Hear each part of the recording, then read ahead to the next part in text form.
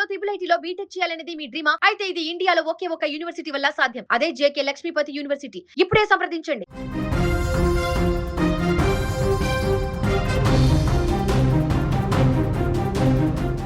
నమ్మకంతో ఉపాధి కల్పించిన యజమానికి అదే నమ్మక ద్రోహం ఎదురైంది. విలాసవంతమైన విల్లాల్లో భద్రత ఉంటుంది అనుకుంటే ఇంట్లోనే ఉన్న దొంగలు అడ్డంగా దోచుకున్నారు. ప్రముఖ వ్యాపారవేత్త ఇంట్లో సుమారు కిలో బంగారు ఆభరణాలతో పాటు వజ్రాలు అదృశ్యమయ్యాయి.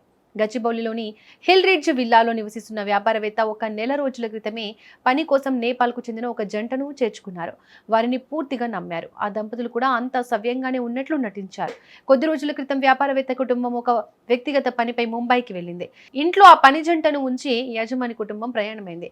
ఆ ఆదివారం రోజు కుటుంబం తిరిగి వచ్చేసరికి ఇంట్లో ఆ దంపతులు కనిపించలేదు. ఇంటి తాళాలు పగలగొట్టిన గుర్తులు లేవు. అసలు ఏం జరిగినట్లుగా ఇల్లు ప్రశాంతంగా ఉంది. పని మనుషులు ఇంట్లో ఎవరికి చెప్పకుండా పని మానేసి వెళ్లిపోయారని యజమాని భావించారు.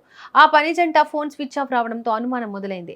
పూజ గదిలోకి వెళ్లి చూసేసరికి విగ్రహానికి ఉండాల్సిన బంగారు గొలుసు లేదు. అసలు అక్కడి నుంచి మొదలైన అనుమానం ఇంట్లోని లాకర్ల వద్దకు వెళ్ళింది. జాగ్రత్తగా దాచిన లాకర్లు తెరిచి ఉండడంతో యజమాని కుటుంబం షాక్ గురైంది. దాదాపు 1 కిలో బంగారంతో పాటు విలువైన వజ్రాలు కూడా మాయమయ్యాయి. వెంటనే యజమాని గచ్చిబౌలి పోలీస్ స్టేషన్లో ఫిర్యాదు చేశారు. కేసు నమోదు చేసిన పోలీసులు విచారణ చేపట్టారు. ఇంట్లోకి కొత్త వ్యక్తులు ఎవరు రాలేదని, కేవలం పని మనుషులే ఈ చోరీకి పాల్పడ్డారని పోలీసులు నిర్ధారణకు వచ్చారు. విల్లా పరిసరాల్లో ఉన్న ప్రతి సీసీటీవీ కెమెరాను అధికారులు నిశితంగా పరిశీలిస్తున్నారు. నిందితులు ఎటువైపు వెళ్లారు, ఎక్కడ ప్లాన్ చేసుకున్నారనే దానిపై కూపిలాగుతున్నారు.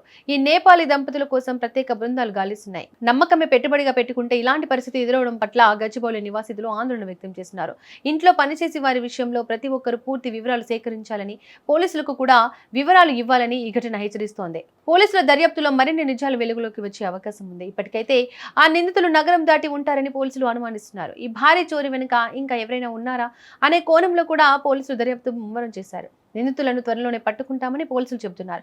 ప్రస్తుతం ఈ వార్త గచ్చిబౌలి పరిసరాల్లో పెద్ద ఎత్తున హాట్ టాపిక్ అయ్యింది. ఇటీవల కాలంలో దేశవ్యాప్తంగా ముఖ్యంగా హైదరాబాద్ వంటి నగరాల్లో ఇళ్లలో పనిచేసే నేపాలీ వ్యక్తుల ద్వారా జరుగుతున్న దొంగతనాలు ఆందోళన కలిగిస్తున్నాయి. యజమానుల నమ్మకాన్ని ఆసరాగా చేసుకుని పక్కా ప్రణాళికతో వీరు దోపిడీలకు పాల్పడుతున్నారు. సాధారణంగా వీరు నెలల తరబడి ఎంతో నమ్మకంగా పనిచేస్తూ యజమానుల అలవాట్లు, ఇంటి భద్రతా వ్యవస్థ, నగలు ఎక్కడ దాస్తారో గమనిస్తారు. సరైన సమయం చూసి ఇంట్లో ఎవరు లేని సమయంలో లేదా యజమానులు బయటకు వెళ్ళినప్పుడు ఆస్తులను దోచుకొని పరారవుతున్నారు. భాషాపరమైన ఇబ్బందులు, వారి నేపథ్యం గురించి సరైన సమాచారం లేకపోవడం పోలీసులకు కూడా సవాల్గా మారుతోంది.